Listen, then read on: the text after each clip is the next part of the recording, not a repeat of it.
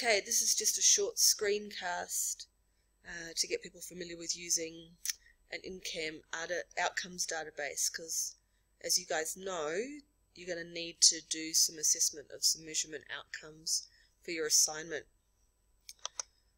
So let's find an article that interests me first. So I usually go to PubMed just as a starting point.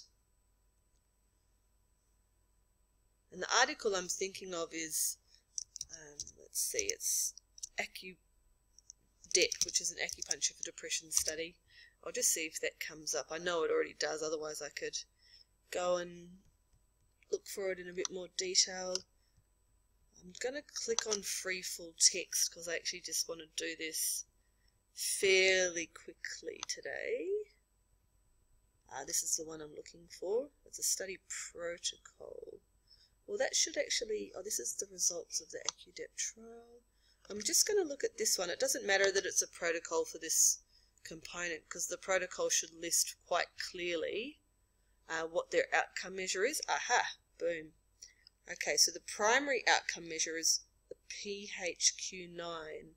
They also looked at the BDI and the SF-36 and the EQ-5D.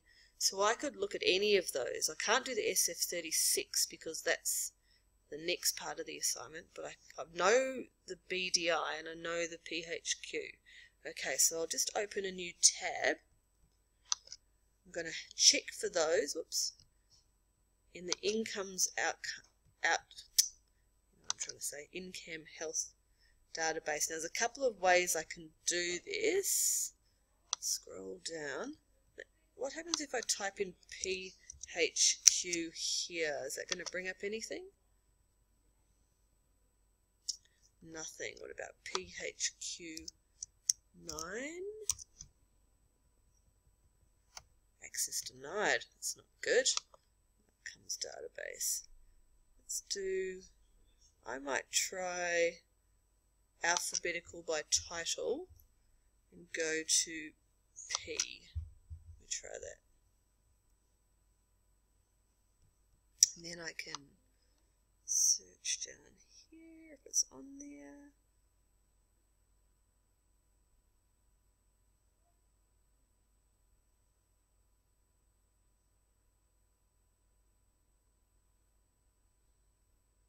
Not here.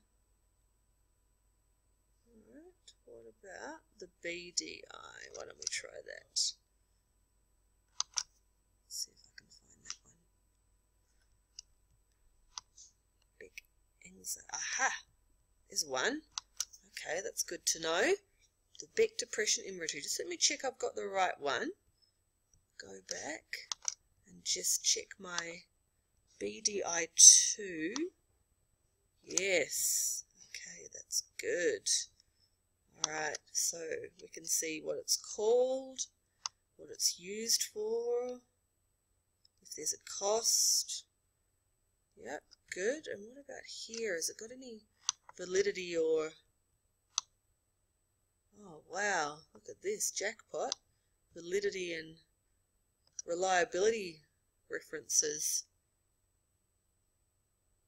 So that looks good. Usually the older ones quite often are the ones where it started, so I might have a little look for this. I'll just see convergent validity. Okay, here's one that looks kind of interesting. So then if I wanted to look for that article, one way of doing it, I'm going to copy it. This is a bit of a cheeky way of doing it. Just have a quick look in Google, good old Google Scholar, and see what happens. Might be too much information. Oh, there's one good. Yep. Construct validity. Yep, okay, it's there. Cool. So we'll find the information there. Alright, so what about some of these other outcome measures? So the PHQ-9 wasn't on the InCam database. What else could I do? What about if I go to Google Scholar and type in that? Let's have a look. What about if I do PHQ-9 validity? Let's see what happens. validity of the Breathe Health Questionnaire Mood Scale. Okay. Validity there. Okay, so there are some validity studies. Has it got a different name? Patient health. No. Okay, well, probably that sounds pretty good. So you can see how I've found that. I just want to show you a little bit more around the InCam database. Oh, that's there. Where is it? Okay, so there's a couple of different ways. If you go to the Outcomes database, you can either have a look at the framework, browse the database by domain or alphabetical by title, advanced search. Okay, that looks similar to the kind of advanced searches that you're used to using. You can suggest an outcome measure, so if you can't find the one, let them know. And this is another thing about attributes of good measures, which is similar to that chapter 5, but it has a little bit of extra reading if you're looking for more information for that first section of your assignment. So hopefully that helps you find your way.